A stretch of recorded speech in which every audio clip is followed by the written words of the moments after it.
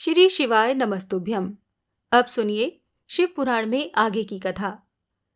नारद जी के पूछने पर ब्रह्मा जी बोले, मुने, हमें पूर्वोक्त आदेश देकर जब महादेव जी अंतर ध्यान हो गए, तब मैं उनकी आज्ञा का पालन करने के लिए ध्यान मग्न होकर कर्तव्य का विचार करने लगा। उस समय भगवान शंकर को नमस्कार करके श्री हरि से ज्ञान पाकर परमानंद को प्राप्त हो मैंने सृष्टि करने का ही निश्चय किया। तात भगवान विष्णु भी वहां सदाशिव को प्रणाम करके मुझे आवश्यक उपदेश देकर तत्काल ही अदृश्य हो गए। वो ब्रह्मांड से बाहर जाकर भगवान शिव की कृपा प्राप्त करके वैकुंठ धाम में जा पहुंचे और सदा वहीं रहने लगे।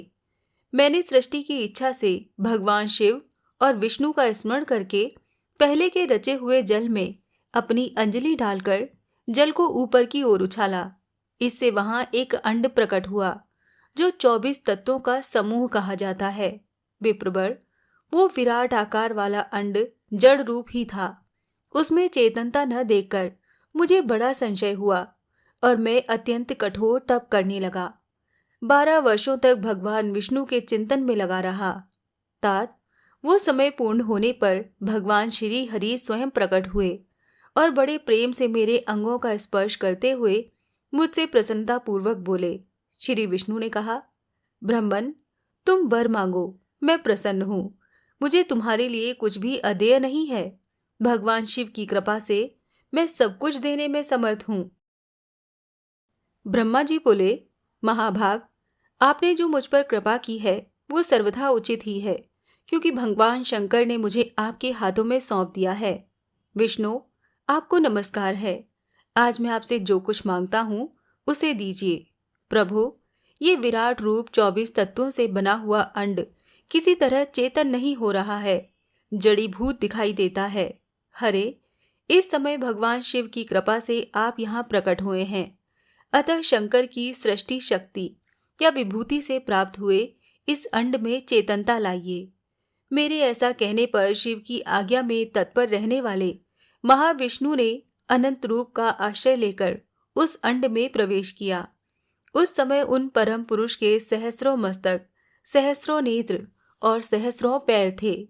उन्होंने भूमि को सब ओर से घेर कर उस अंड को व्याप्त कर लिया।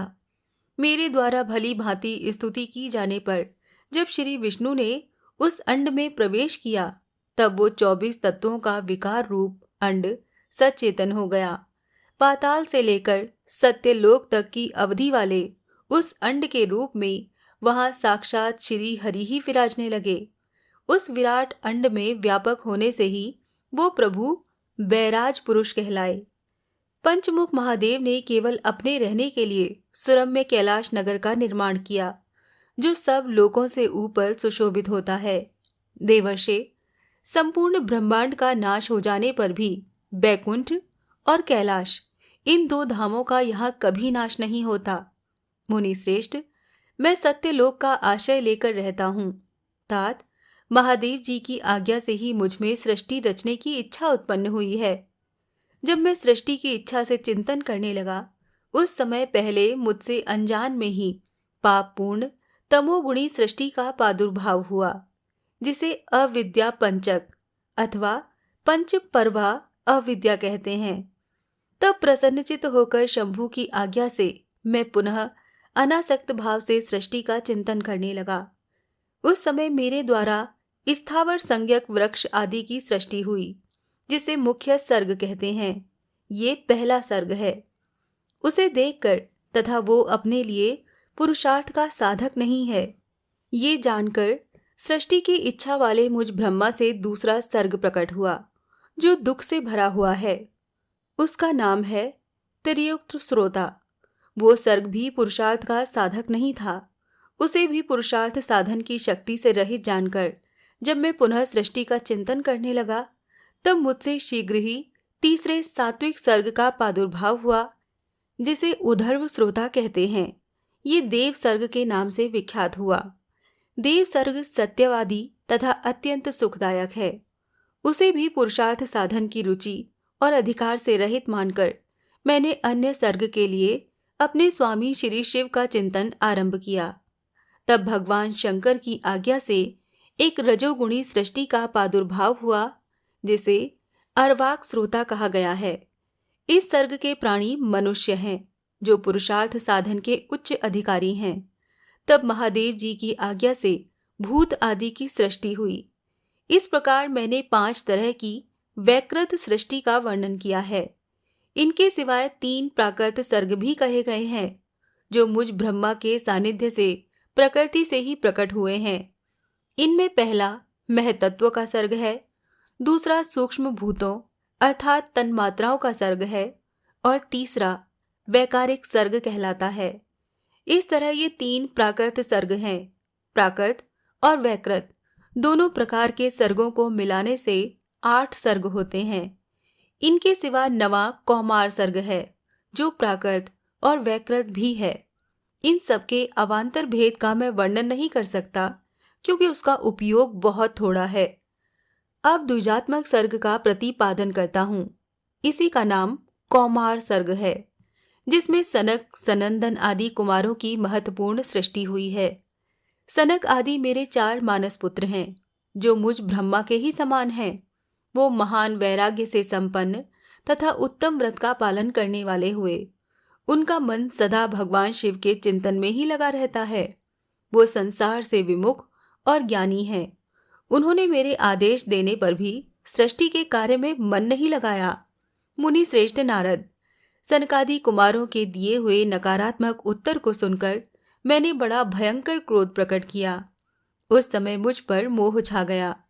उस अवसर पर मैंने मन ही मन भगवान विष्णु का स्मरण किया। वो शीघ्र ही आ गए और उन्होंने समझाते हुए मुझसे कहा, तुम भगवान शिव की प्रसन्नता के लिए तपस्या करो। मुनि श्रेष्ठ, श्री हरि ने जब मुझे ऐसी शिक्षा दी, तब मैं महाघोर और उत्कृष्ट तप करने लगा। सृष्टि के लिए तपस्या करते हुए मेरी दोनों भौहों और नासिका के मध्य भाग से, जो उनका अपना ही अविमुक्त नामक स्थान है, महेश्वर की 3 मूर्तियों में से अन्यतम पूर्णांश सर्वेश्वर और दयासागर भगवान शिव अर्ध नारीश्वर रूप में प्रकट हुए, जो जन्म से रहित तेज की राशि, सर्वज्ञ तथा सर्वसृष्टा हैं। उन नील लोहित नामधारी साक्षात उमा वल्लभ शंकर को सामने देखकर बड़ी भक्ति से मस्तक झुकाकर उनकी स्तुति करके मैं बड़ा प्रसन्न हुआ और उन देव देवेश्वर से बोला, प्रभु, आप भांति भांति के जीवों की सृष्टि कीजिए। मेरी ये बात सुनकर उन देवादिदेव महेश्वर रुद्र ने अपने ही समान बहुत से रुद्रगणों की सृष्टि की। तब मैंने अपने स्वामी महेश्वर महारुद्र से फिर कहा, देव, आप ऐसे जीवों की सृष्टि कीजिए जो जन्म और मृत्यु के भय से युक्त हो। मुनि श्रेष्ठ, मेरी ऐसी बात सुनकर करुणा सागर महादेव हंस पड़े और तत्काल इस प्रकार बोले। महादेव जी ने कहा, विधाता, मैं जन्म और मृत्यु के भय से युक्त अशोभन जीवों की सृष्टि नहीं करूंगा, क्योंकि वो कर्मों के अधीन होकर दुख के समुद्र में डूब रहेंगे। मैं तो दुख के सागर में डूबे हुए उन जीवों का उद्धार मात्र करूंगा। गुरु का स्वरूप धारण करके उत्तम ज्ञान प्रदान कर उन सबको संसार सागर से पार करूंगा। प्रजापते, दुख में डूबे हुए सारे जीव की सृष्टि तो तुम ही करो। मेरी आज्ञा से इस कार्य में प्रवृत्त होने के कारण तुम्हें माया नहीं बांध सकेगी। मुझसे ऐसा कहकर श्रीमान भगवान नील लोहित महादेव मेरे देखते देखते अपने पार्षदों के साथ वहां से तत्काल ही तिरोहित हो गए। ब्रह्मा जी कहते हैं, नारद, तदंतर मैंने शब्द, तन मात्रा आदि सूक्ष्म भूतों को स्वयं ही पंचीकृत करके, अर्थात उन 5 का परस्पर सम्मिश्रण करके उनसे स्थूल आकाश, वायु, अग्नि, जल और पृथ्वी की सृष्टि की। पर्वतों, समुद्रों और वृक्षों आदि को उत्पन्न किया। कला से लेकर युग पर्यंत जो काल विभाग हैं, उनकी रचना की। मुने, उत्पत्ति और विनाश वाले और भी बहुत से पदार्थों का मैंने निर्माण किया, परंतु इससे मुझे संतोष नहीं हुआ। तब सांब शिव का ध्यान करके मैंने साधन परायण पुरुषों की सृष्टि की। अपने दोनों नेत्रों से मरीचि को, हृदय से भृगु को, सिर से अंगिरा को, व्यान वायु से मुनि श्रेष्ठ पुलह को, उदान वायु से पुलत्स्य को, समान वायु से वशिष्ठ को, अपान से क्रतु को, दोनों कानों से अत्रि को, प्राणों से दक्ष को, गोद से तुम को, छाया से कदम मुनि को तथा संकल्प से समस्त साधनों के साधन धर्म को उत्पन्न किया। मुनिश्रेष्ठ, इस तरह इन उत्तम साधनों की सृष्टि करके महादेव जी की कृपा से मैंने अपने आप को कृतार्थ माना। तात, तत्पश्चात संकल्प से उत्पन्न हुए धर्म मेरी आज्ञा से मानव रूप धारण करके साधकों की प्रेरणा से साधन में लग गए। इसके बाद मैंने अपने विभिन्न अंगों से देवता, असुर आदि के रूप में असंख्य पुत्रों की सृष्टि करके उन्हें भिन्न भिन्न शरीर प्रदान किए। मुने, तदंतर अंतर्यामी भगवान शंकर की प्रेरणा से अपने शरीर को 2 भागों में विभक्त करके मैं 2 रूप वाला हो गया। नारद, आधे शरीर से मैं स्त्री हो गया और आधे से पुरुष। उस पुरुष ने उस स्त्री के गर्भ से सर्व साधन समर्थ उत्तम जोड़े को उत्पन्न किया। उस जोड़े में जो पुरुष था वो स्वयंभू मनु के नाम से प्रसिद्ध हुआ। स्वयंभू मनु उच्च कोटि के साधक हुए तथा जो स्त्री हुई वो शतरूपा कहलाई। वो योगिनी और तपस्विनी हुई। तात, मनु ने वैवाहिक विधि से अत्यंत सुंदरी शतरूपा का पाणी ग्रहण किया और उससे वो मैथुन जनित सृष्टि उत्पन्न करने लगे। उन्होंने शतरूपा से प्रियव्रत और उत्तानपाद नामक 2 पुत्र और 3 कन्याएं उत्पन्न की। कन्याओं के नाम थे आकुति, देवहूति और प्रसूति। मनु ने आकुति का विवाह प्रजापति रुचि के साथ किया। मंजली पुत्री देवहूति कर्दम को ब्याह दी और उत्तानपाद की सबसे छोटी बहन प्रसूति प्रजापति दक्ष को दे दी। उनकी संतान परंपराओं से समस्त चराचर जगत व्याप्त है। रुचि से आकुति के गर्भ से यज्ञ और दक्षिणा नामक स्त्री पुरुष का जोड़ा उत्पन्न हुआ। यज्ञ के दक्षिणा से 12 पुत्र हुए। मुने, कर्दम द्वारा देवहूति के गर्भ से बहुत सी पुत्रियां उत्पन्न हुईं। दक्ष के प्रसूति से 24 कन्याएं हुईं। उनमें से श्रद्धा आदि 13 कन्याओं का विवाह दक्ष ने धर्म के साथ कर दिया। मुनीश्वर, धर्म की उन पत्नियों के नाम सुनो: श्रद्धा, लक्ष्मी, धृति, तुष्टि, पुष्टि, मेधा, क्रिया, बुद्धि, लज्जा, वसु, शांति, सिद्धि और कीर्ति। ये सब 13 हैं। इनमें छोटी जो शेष 11 सुलोचना कन्याएं थीं, उनके नाम इस प्रकार हैं: ख्याति, सती, संभूति, स्मृति, प्रीति, क्षमा, सन्नति, अनसूया, ऊर्जा, स्वाहा तथा मेधा। भृगु, शिव, मरीचि, अंगिरा मुनि, पुलत्स्य, पुलह, मुनिश्रेष्ठ, क्रतु, अत्रि, वशिष्ठ, अग्नि और पितरों ने क्रमशः इन ख्याति आदि कन्याओं का पाणी ग्रहण किया। भृगु आदि मुनिश्रेष्ठ साधक हैं। इनकी संतानों से चराचर प्राणियों सहित सारी त्रिलोकी भरी हुई है। इस प्रकार अंबिकापति महादेव जी की आज्ञा से अपने पूर्व कर्मों के अनुसार बहुत से प्राणी असंख्य श्रेष्ठ द्विजों के रूप में उत्पन्न हुए।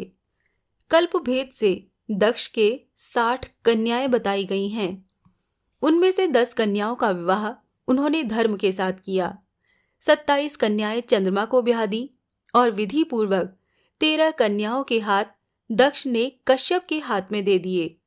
नारद, उन्होंने 4 कन्याएं श्रेष्ठ रूप वाले अरिष्ट नेमि को ब्याह दी तथा भृगु, अंगिरा और कृशाशु को 2-2 कन्याएं अर्पित की। उन स्त्रियों से उनके पतियों द्वारा बहुसंख्यक चराचर प्राणियों की उत्पत्ति हुई। मुनिश्रेष्ठ, दक्ष ने महात्मा कश्यप को जिन 13 कन्याओं का विधि पूर्वक दान किया था, उनकी संतानों से सारी त्रिलोकी व्याप्त है। स्थावर और जंगम कोई भी सृष्टि ऐसी नहीं है जो कश्यप की संतानों से शून्य हो। देवता, ऋषि, दैत्य, वृक्ष, पक्षी, पर्वत तथा तृणलता आदि सभी कश्यप पत्नियों से पैदा हुए हैं। इस प्रकार दक्ष कन्याओं की संतानों से सारा चराचर जगत व्याप्त है। पाताल से लेकर सत्यलोक पर्यंत समस्त ब्रह्मांड निश्चय ही उनकी संतानों से सदा भरा रहता है। इस तरह भगवान शंकर की आज्ञा से ब्रह्मा जी ने भली भांति सृष्टि की। पूर्व काल में सर्वव्यापी शंभु ने जिन्हें तपस्या के लिए प्रकट किया था, तथा रुद्रदेव ने त्रिशूल के अग्रभाग पर रखकर जिनकी सदा रक्षा की है, वो ही सती देवी लोकहित का कार्य संपादन करने के लिए दक्ष से प्रकट हुईं। उन्होंने भक्तों के उद्धार के लिए अनेक लीलाएं की। इस प्रकार देवी शिवा ही सती होकर भगवान शंकर से ब्याही गई, किंतु पिता के यज्ञ में पति का अपमान देख उन्होंने अपने शरीर को त्याग दिया और फिर उसे ग्रहण नहीं किया। वो अपने परम पद को प्राप्त हो गईं। फिर देवताओं की प्रार्थना से वो ही शिवा पार्वती रूप में प्रकट हुईं और बड़ी भारी तपस्या करके पुनः भगवान शिव को उन्होंने प्राप्त कर लिया। मुनीश्वर, इस जगत में उनके अनेक नाम प्रसिद्ध हुए। उनके नाम कालिका, चंडिका, भद्रा, चामुंडा, विजया, जया, जयंती, भद्रकाली, दुर्गा, भगवती, कामाख्या, कामदा, अम्बा, मृडानी और सर्वमंगला आदि अनेक नाम हैं जो भोग और मोक्ष देने वाले हैं। ये सभी नाम उनके गुण और कर्मों के अनुसार हैं। मुनिश्रेष्ठ नारद, इस प्रकार मैंने सृष्टि कर्म का तुमसे वर्णन कर दिया है। ब्रह्मांड का ये सारा भाग भगवान शिव की आज्ञा से मेरे द्वारा रचा गया है। भगवान शिव को परम ब्रह्म परमात्मा कहा गया है। मैं, विष्णु और रुद्र, ये तीन देवता गुण भेद से उन्हीं के रूप बतलाए गए हैं। वो मनोरम शिवलोक में शिवा के साथ स्वच्छंद विहार करते हैं। भगवान शिव स्वतंत्र परमात्मा है, निर्गुण और सगुण भी वो ही हैं। सूत जी कहते हैं, मुनीश्वरों, ब्रह्मा जी की ये बात सुनकर नारद जी ने विनय पूर्वक उन्हें प्रणाम किया और पुनः पूछा, भगवन, भक्त वत्सल भगवान शंकर कैलाश पर्वत पर कब गए और महात्मा कुबेर के साथ उनकी मैत्री कब हुई? परिपूर्ण मंगल विग्रह महादेव जी ने वहां क्या किया? ये सब मुझे बताइए। इसे सुनने के लिए मेरे मन में बड़ा कौतूहल है। ब्रह्मा जी ने कहा, नारद, सुनो। चंद्रमौली भगवान शंकर के चरित्र का वर्णन करता हूँ। वो कैसे कैलाश पर्वत पर गए और कुबेर की उनके साथ किस प्रकार मैत्री हुई, ये सब सुनाता हूँ। काम्पिल्य नगर में यज्ञ दत्त नाम से प्रसिद्ध एक ब्राह्मण रहते थे, जो बड़े सदाचारी थे। उनके एक पुत्र हुआ जिसका नाम गुणनिधि था। वो बड़ा ही दुराचारी और जुआरी हो गया था। पिता ने अपने उस पुत्र को त्याग दिया। वो घर से निकल गया और कई दिनों तक भूखा भटकता रहा। एक दिन वो नैवेद्य चुराने की इच्छा से एक शिव मंदिर में गया। वहां उसने अपने वस्त्र को जलाकर उजाला किया। ये मानो उसके द्वारा भगवान शिव के लिए दीप दान किया गया। तत्पश्चात वो चोरी में पकड़ा गया और उसे प्राण दंड मिला। अपने कुकर्मों के कारण वो यमदूतों द्वारा बांधा गया। इतने में ही भगवान शंकर के पार्षद वहां आ पहुंचे और उन्होंने उसे उनके बंधन से छुड़ा दिया। शिवगणों के संग से उसका हृदय शुद्ध हो गया था, अतः वो उन्हीं के साथ तत्काल शिवलोक में चला गया। वहां सारे दिव्य भोगों का उपभोग तथा उमा महेश्वर का सेवन करके कालांतर में वो कलिंगराज अरिंदम का पुत्र हुआ। वहां उसका नाम था दम। वो निरंतर भगवान शिव की सेवा में लगा रहता था। बालक होने पर भी वो दूसरे बालकों के साथ शिव का भजन किया करता था। युवावस्था को प्राप्त हुआ वो पिता के परलोक गमन के पश्चात राज सिंहासन पर बैठा। राजा दम बड़ी प्रसन्नता के साथ सब ओर शिव धर्मों का प्रचार करने लगे। भूपाल दम का दमन करना दूसरों के लिए सर्वथा कठिन था। ब्राह्मण समस्त शिवालयों में दीपदान करने के अतिरिक्त वो दूसरे किसी धर्म को नहीं जानते थे। उन्होंने अपने राज्य में रहने वाले समस्त ग्रामाध्यक्षों को बुलाकर ये आज्ञा दे दी कि शिव मंदिर में दीपदान करना सबके लिए अनिवार्य होगा। जिस जिस ग्राम अध्यक्ष के गांव के पास जितने शिवालय हों, वहां वहां बिना कोई विचार किए सदा दीप जलाना चाहिए। आजीवन इसी धर्म का पालन करने के कारण राजा दम ने बहुत बड़ी धर्म संपत्ति का संचय कर लिया। फिर वो काल धर्म के अधीन हो गए। दीपदान की वासना से युक्त होने के कारण उन्होंने शिवालयों में बहुत से दीप जलवाए और उसके फलस्वरूप जन्मांतर में वो रत्नमय दीपों की प्रभा के आश्रय होकर अलकापुरी के स्वामी हुए। इस प्रकार भगवान शिव के लिए किया हुआ थोड़ा सा भी पूजन या आराधन समयानुसार महान फल देता है। ऐसा जानकर उत्तम सुख की इच्छा रखने वाले लोगों को शिव का भजन अवश्य करना चाहिए। वो दीक्षित का पुत्र, जो सदा सब प्रकार के अधर्मों में ही रचा पचा रहता था, दैव योग से शिवालय में धन चुराने के लिए गया और उसने स्वार्थवश अपने कपड़े को दीपक की बत्ती बनाकर उसके प्रकाश से शिवलिंग के ऊपर का अंधेरा दूर कर दिया। इस सत्कर्म के फलस्वरूप वो कलिंग देश का राजा हुआ और धर्म में उसका अनुराग हो गया। फिर दीप की वासना का उदय होने से शिवालयों में दीप जलवाकर उसने ये दिक्पाल का पद पा लिया। मुनीश्वर, देखो तो सही, कहाँ उसका वो कर्म और कहाँ ये दिक्पाल की पदवी, जिसका ये मानव धर्मा प्राणी इस समय यहाँ उपभोग कर रहा है। तात, ये तो उसके ऊपर शिव के संतुष्ट होने की बात बताई गई। अब एक चित्त होकर ये सुनो कि किस प्रकार सदा के लिए उसकी भगवान शिव के साथ मित्रता हो गई। मैं इस प्रसंग का तुमसे वर्णन करता हूँ। नारद, पहले के पादुकल्प की बात है। मुझ ब्रह्मा के मानस पुत्र पुलत्सित से विश्रवा का जन्म हुआ और विश्रवा के पुत्र वैश्रवण अर्थात कुबेर हुए। उन्होंने पूर्व काल में अत्यंत उग्र तपस्या के द्वारा त्रिनेत्रधारी महादेव की आराधना करके विश्वकर्मा की बनाई हुई इस अलकापुरी का उपभोग किया। जब वो कल्प व्यतीत हो गया और मेघ वाहन कल्प आरंभ हुआ, उस समय वो यज्ञ दत्त का पुत्र, जो प्रकाश का दान करने वाला था, कुबेर के रूप में अत्यंत दुस्सह तपस्या करने लगा। दीपदान मात्र से मिलने वाली शिव भक्ति के प्रभाव को जानकर वो शिव की चित्त प्रकाशिका काशिकापुरी में गया और अपने चित्त रूपी रत्नमय प्रदीपों से 11 रुद्रों को उद्बोधित करके अनन्य भक्ति और स्नेह से संपन्न होकर वो तन्मयता पूर्वक शिव के ध्यान में मग्न होकर निश्चल भाव से बैठ गया।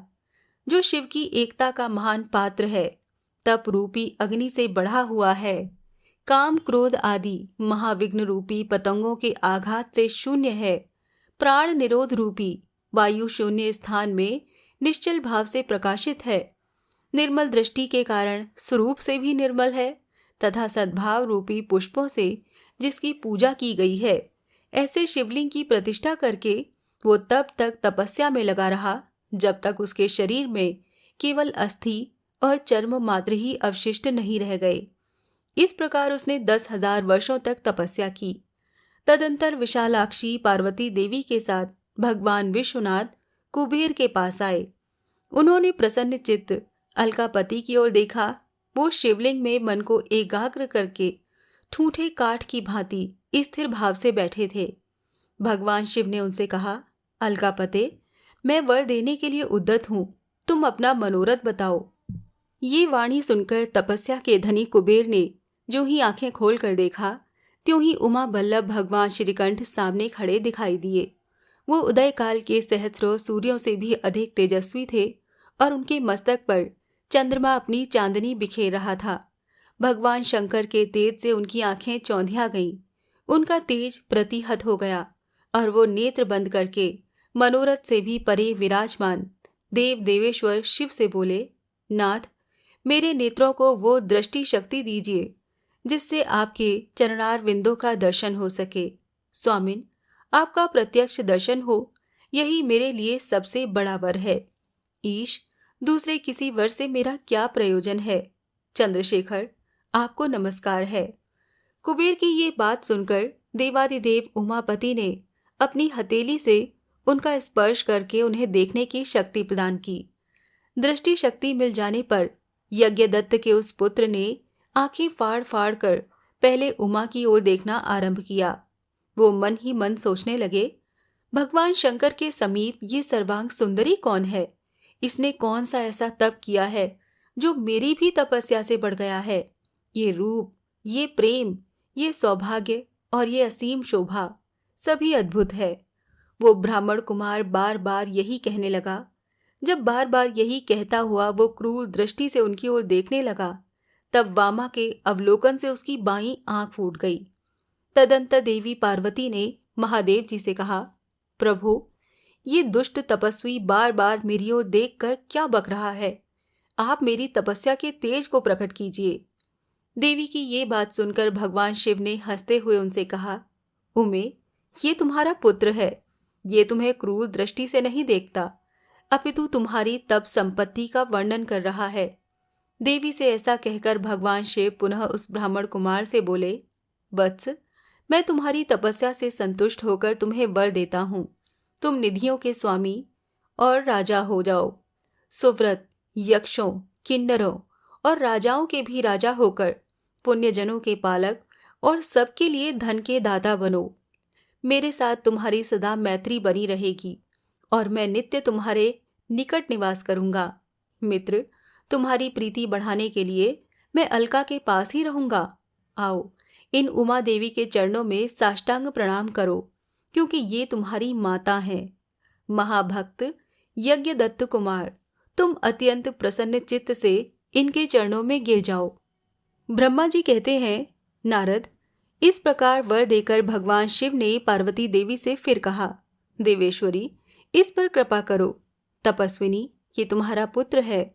भगवान शंकर का ये कथन सुनकर जगदम्बा पार्वती ने प्रसन्नचित्त हो यज्ञदत्त कुमार से कहा, वत्स, भगवान शिव में तुम्हारी सदा निर्मल भक्ति बनी रहे। तुम्हारी बाईं आंख तो फूट ही गई, इसीलिए एक ही पिंगल नेत्र से युक्त रहो। महादेव जी ने वर दिए हैं, वो सब उसी रूप में तुम्हें सुलभ हो। बेटा, मेरे रूप के प्रति ईर्ष्या करने के कारण तुम कुबेर नाम से प्रसिद्ध होगे। इस प्रकार कुबेर को वर देकर भगवान महेश्वर पार्वती देवी के साथ अपने विश्वेश्वर धाम में चले गए। इस तरह कुबेर ने भगवान शंकर की मैत्री प्राप्त की और अलकापुरी के पास जो कैलाश पर्वत है, वो भगवान शंकर का निवास हो गया। ब्रह्मा जी कहते हैं, नारद मुने, कुबेर के तपोबल से भगवान शिव का जिस प्रकार पर्वत श्रेष्ठ कैलाश पर शुभागमन हुआ, वो प्रसंग सुनो। कुबेर को वर देने वाले विश्वेश्वर शिव जब उन्हें निधिपति होने का वर देकर अपने उत्तम स्थान को चले गए, तब उन्होंने मन ही मन इस प्रकार विचार किया, ब्रह्मा जी के ललाट से जिनका प्रादुर्भाव हुआ है तथा जो प्रलय का कार्य संभालते हैं, वो रुद्र मेरे पूर्ण स्वरूप हैं। अतः उन्हीं के रूप में मैं कैलाश पर्वत को जाऊंगा। उन्हीं के रूप में मैं कुबेर का मित्र बनकर उसी पर्वत पर विलास पूर्वक रहूंगा और बड़ा भारी तप करूंगा। शिव की इस इच्छा का चिंतन करके उन रुद्रदेव ने कैलाश जाने के लिए उत्सुक डमरू बजाया। डमरू की वो ध्वनि जो उत्साह बढ़ाने वाली थी, तीनों लोकों में व्याप्त हो गई। उसका विचित्र और गंभीर शब्द आवाहन की गति से युक्त था, अर्थात सुनने वालों को अपने पास आने के लिए प्रेरणा दे रहा था। उस ध्वनि को सुनकर मैं तथा श्री विष्णु आदि सभी देवता, ऋषि, मूर्तिमान आगम निगम और सिद्ध वहां पहुंचे। देवता और असुर आदि सब लोग बड़े उत्साह में भरकर वहां आए। भगवान शिव के समस्त पार्षद और सर्वलोक वंदित महाभाग गणपाल जहां कहीं भी थे, वहां से आ गए। इतना कहकर ब्रह्मा जी ने वहां आए हुए गणपालों का नामो उल्लेख पूर्वक विस्तृत परिचय दिया। फिर इस प्रकार कहना आरंभ किया। वो बोले, वहां असंख्य महाबली गणपाल पधारे। वो सब के सब सहस्रों भुजाओं से युक्त थे और मस्तक पर जटा का ही मुकुट धारण किए हुए थे। सभी चंद्रचूर्ण, नीलकंठ और त्रिलोचन थे। हार, कुंडल, केयूर और मुकुट आदि से अलंकृत थे।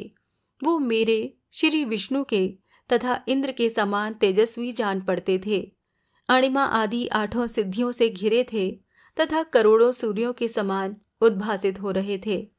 उस समय भगवान शिव ने विश्वकर्मा को उस पर्वत पर निवास स्थान बनाने की आज्ञा दी। अनेक भक्तों के साथ अपने और दूसरों के रहने के लिए यथा योग्य आवास तैयार करने का आदेश दिया। मुने, तब विश्वकर्मा ने भगवान शिव की आज्ञा के अनुसार उस पर्वत पर जाकर शीघ्र ही नाना प्रकार के ग्रहों की रचना की। फिर श्री हरि की प्रार्थना से कुबेर पर अनुग्रह करके भगवान शिव सा आनंद कैलाश पर्वत पर गए। उत्तम मुहूर्त में अपने स्थान में प्रवेश करके भक्त वत्सल परमेश्वर शिव ने सबको प्रेम दान देकर सनाथ किया। इसके बाद आनंद से भरे हुए श्री विष्णु आदि समस्त देवताओं, मुनियों और सिद्धों ने शिव का प्रसन्नतापूर्वक अभिषेक किया। हाथों में नाना प्रकार की भेंटें लेकर सबने क्रमशः उनका पूजन किया और बड़े उत्सव के साथ उनकी आरती उतारी। मुने, उस समय आकाश से फूलों की वर्षा हुई जो मंगल सूचक थी। सब ओर जय जयकार और नमस्कार के शब्द गूंजने लगे। महान उत्साह फैला हुआ था जो सबके सुख को बढ़ा रहा था। उस समय सिंहासन पर बैठकर श्री विष्णु आदि सभी देवताओं द्वारा की हुई यथोचित सेवा को बारंबार ग्रहण करते हुए भगवान शिव बड़ी शोभा पा रहे थे। देवता आदि सब लोगों ने सार्थक और प्रिय वचनों द्वारा लोक कल्याणकारी भगवान शंकर का पृथक पृथक स्तवन किया। प्रभु ने प्रसन्न चित्त से वो स्तवन सुनकर उन सबको प्रसन्नतापूर्वक मनोवांछित वर और अभीष्ट वस्तुएं प्रदान की। मुने तब श्री विष्णु के साथ मैं तथा अन्य सेव देवता और मुनि मनोवांछित वस्तु पाकर आनंदित होकर भगवान शिव की आज्ञा से अपने अपने धाम को चले गए। कुबेर भी शिव की आज्ञा से प्रसन्नतापूर्वक अपने स्थान को गए। फिर वो भगवान शंभु जो सर्वथा स्वतंत्र हैं, योग परायण और ध्यान तत्पर होकर पर्वत पर कैलाश पर रहने लगे। कुछ काल बिना पत्नी के ही बिताकर परमेश्वर शिव ने दक्ष कन्या सती को पत्नी रूप में प्राप्त किया। देवर्षि फिर वो महेश्वर दक्ष कुमारी सती के साथ विहार करने लगे और लोकाचार परायण होकर सुख का अनुभव करने लगे। मुनीश्वर, इस प्रकार मैंने तुमसे ये रुद्र के अवतार का वर्णन किया है, साथ ही उनके कैलाश पर आगमन और कुबेर के साथ मैत्री का भी प्रसंग सुनाया है।